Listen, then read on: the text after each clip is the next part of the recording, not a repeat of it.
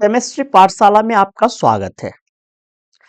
आज हम लोग क्लास 10th के लिए एक इम्पॉर्टेंट टॉपिक कॉम्बिनेशन रिएक्शन को पढ़ेंगे। कॉम्बिनेशन रिएक्शन क्लास 10th के पॉइंट ऑफ व्यू से बहुत ही ज्यादा इम्पॉर्टेंट है। ठीक है, तो चलिए हम लोग इसको अच्छे तरीके से डिटेल में इसको समझते हैं। तो बात करेंगे कॉम्बिनेशन रिएक्शन की। कॉम्बिनेशन रिएक्शन में हम लोग बात करेंगे तो कॉम्बिनेशन रिएक्शन में मिनिमम दो रिएक्टेंट होनी चाहिए। रिएक्टेंट ए जब रिएक्टेंट बी के साथ कंबाइन करेगा तो ये फॉर्म करेगा प्रोडक्ट ए बी।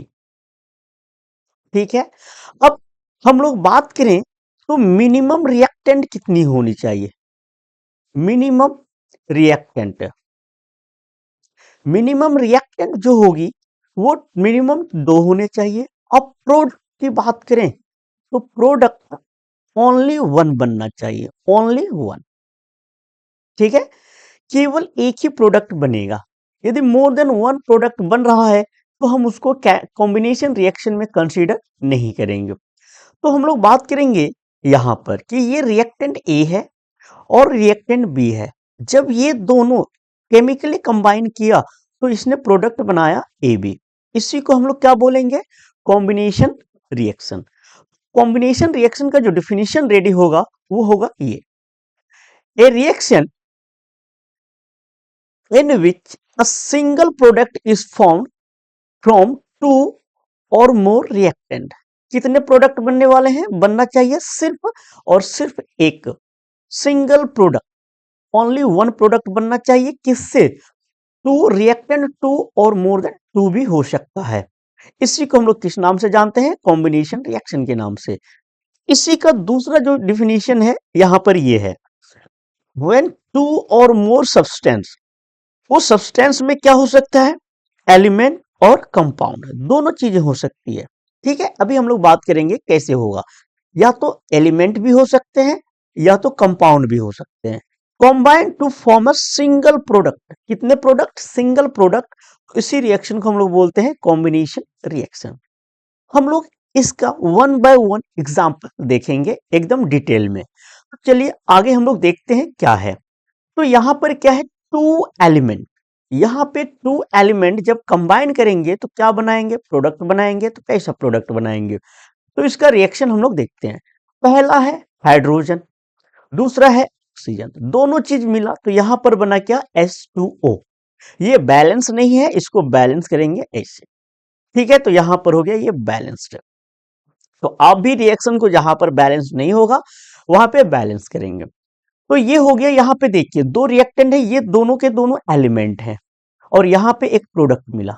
यहां पर बात करें तो ये हो जाएगा, ये बन जाएगा यहां पर। ठीक है, तो ये प्रोडक्ट है मैग्नीशियम, ये भी एक एलिमेंट है। ऑक्सीजन, जब मैग्नीशियम ऑक्सीजन के प्रेजेंस में बर्न करता है तो वो क्या बना देता है, मैग्नीशियम ऑक्साइड। जब हम लोग कार्बन बर्न करते हैं in the presence of oxygen तो ये क्या होता है, कार्बन डाइऑक्साइड बनाता है। तो यहां पर भी ये है। ठीक है, तो ये एक प्रोडक्ट हो गया। दूसरा ये है अमोनिया। ठीक है, ये है अमोनिया। यदि हम लोग बात करें यहां पर तो ये हो जाएगा हम लोगों का, ये हो गया आपका बैलेंस्ड। समझ में आई बात। तो ये यहां पर हो गया ये अमोनिया। जब नाइट्रोजन को हम लोग ऑक्सीजन के साथ कंबाइन करते हैं, इसमें कुछ क्या होते हैं, कैटलिस्ट भी होते हैं। ठीक है, तो इसके थ्रू हमको क्या मिलता है, अमोनिया मिल जाता है। यदि हम लोग आगे बढ़े तो यहां पर अब हम लोग क्या ले सकते हैं, एक एलिमेंट और एक कंपाउंड लेंगे। तो यहां पर चलिए देखते हैं, यहां पर an element and a compound, दो चीजें हैं, एक एलिमेंट है और एक कंपाउंड है। तो यहां पर जब कार्बन मोनोऑक्साइड को ऑक्सीजन के प्रेजेंस में कंप्लीट बर्न किया गया तो यहां पर बना कार्बन डाइऑक्साइड। ठीक है, दूसरा यहां पर सल्फर डाइऑक्साइड है। सल्फर डाइऑक्साइड को जब हम लोग ऑक्सीजन के प्रेजेंस में फिर से इसे रिएक्ट कराया गया तो ये बन गया ऑक्सीजन डाइऑक्साइड। तो यहां पर क्या है, एलिमेंट और कंपाउंड दोनों रिएक्ट कर रहे हैं।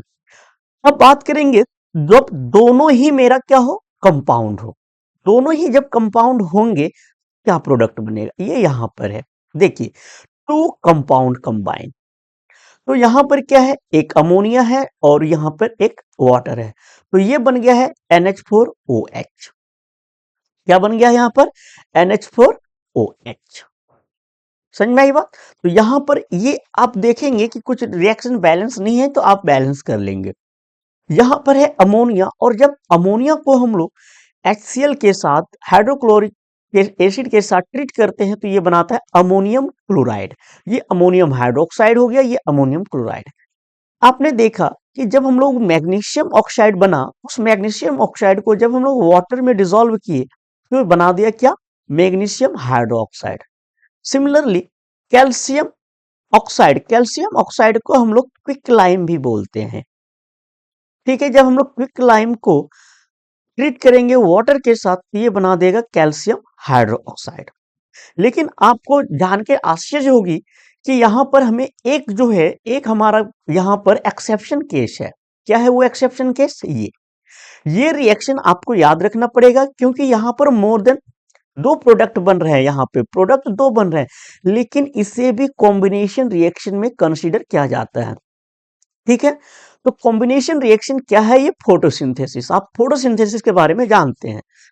देखिए, फोटोसिंथेसिस में ये प्लांट है, ये सनलाइट के प्रेजेंस में with the help of chlorophyll ये क्या बनाता है, कार्बन डाइऑक्साइड और वाटर को लेकर वह बना देता है ग्लूकोज और ऑक्सीजन। जो ऑक्सीजन हम ब्रीथ करते हैं, और जो है ये फूड जिसको हम लोग कंज्यूम करते हैं। तो ये जो रिएक्शन है, इस रिएक्शन को भी किसमें कंसीडर किया गया है, फोटो एडिशन रिएक्शन में, और ये कॉम्बिनेशन रिएक्शन में इसको क्या किया गया है, कंसीडर किया गया है। ठीक है, तो यहां तक हम लोगों ने पढ़ा। यहां तक की चीजें आपको क्या नहीं समझ में आई, हमें जरूर बताएं, और कोई इशू है तो हमें भी जरूर बताएं, जिससे मैं टाइम रहते आपका कोई भी डाउट है उसको पूरा कर सकूं। तो मिलते हैं नेक्स्ट वीडियो में। Thank you.